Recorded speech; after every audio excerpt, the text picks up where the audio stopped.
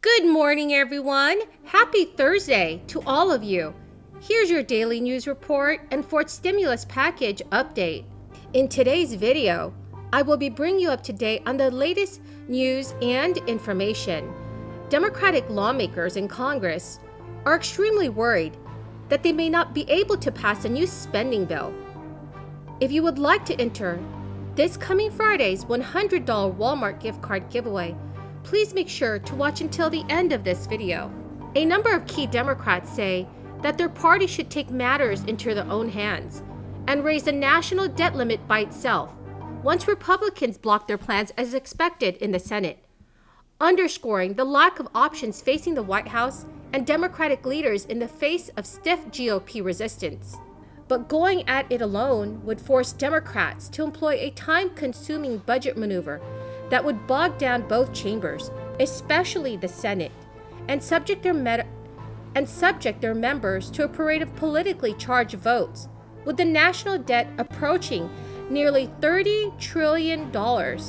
And the chairman of the House Budget Committee insisted that the procedural obstacles and time constraints would prevent the party from using the budget process to raise a debt ceiling in time to avoid a government default, which is a bid aimed at pressuring top Republicans to agree to spend the nation's borrowing limit in a bipartisan vote. Yet, rank-and-file Democrats are growing increasingly worried about the mid-October deadline, nervous about the impact on consumers of a first-ever default on the national debt, as well as the political backlash that members of both parties would almost certainly endure.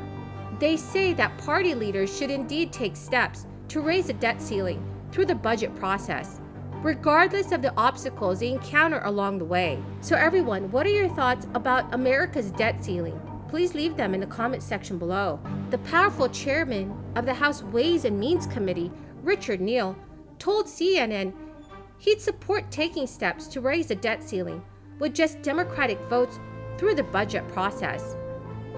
Asked once again if he would favor Democrats raising the debt ceiling themselves if the GOP posture doesn't change, Richard Neal said, "I'd favor paying our debts, yes."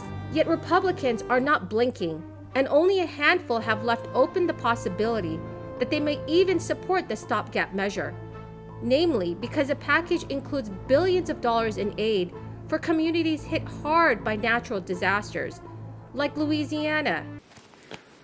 Thank you, Senator Reverend Warnock, as always, for your moving words of wisdom. Thank you even more, Senator Reverend Warnock, for your extraordinary leadership to secure Medicaid expansion for the people of Georgia and for Americans across this country in states that still refuse to expand Medicaid. We have the chance now to make a huge difference, to save lives, to spare our fellow citizens from needless suffering and death by ensuring that this economic legislation include Medicaid expansion. And so I join these esteemed colleagues, Senator Warren, Senator Baldwin, the whip. It's an honor to be here with you, my dear friend from Georgia, Representative Bordeaux, and of course my brother, Senator Reverend Warnock, to urge our fellow members of Congress to heed the will of the people, to listen to the voices in Georgia who elected me and Senator Reverend Warnock to secure this Senate majority, and to include Medicaid expansion in reconciliation to ensure that every American has access to the health care that they need, to end the needless suffering and death by America's working poor. Pointing to roughly trillions more in taxes and spending that Democrats want to pass along straight party lines through the budget process, Senator John Thune had stated, if they're going to do all that with 51 votes, they will be raising the debt ceiling with 51 votes. Senate Majority Leader Chuck Schumer of New York and House Speaker Nancy Pelosi of California and many other Democrats have been extremely furious at the GOP position, saying their party helped Republicans suspend the debt ceiling 3 times under the former president's administration. And Democrats are quick to note that raising the debt ceiling allows the U.S. to pay bills that have already been racked up. Everyone, the key word for this video is blanket. If you would like to enter tomorrow's $100 Walmart gift card giveaway, please subscribe to my channel, like this video, and also please comment below this keyword. The ending of the extra unemployment benefits on Labor Day was supposed to get American workers back into jobs. As of the last report, there are more than 10 million vacant jobs throughout the United States, despite 8.4 million unemployed people who can work. The latest jobs report reflected this. Despite a forecast of 750,000 new jobs in August, the U.S. economy could barely muster just over a third of that, 235,000. It is the lowest total since January. In 26 U.S. states, the extra benefits had already ended, but they had a slower job growth compared to the states that kept them.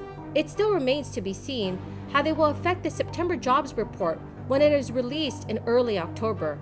But it can be ascertained that the benefits had little effect of keeping people out of the workplace. One reason for the small impact are people coming into the workforce are at the expense of others. Data shows that employment has risen faster among teenagers. That suggests employers may have turned to younger workers to fill jobs during a labor shortage. Along with this is a rising inflation and living costs for millions of Americans.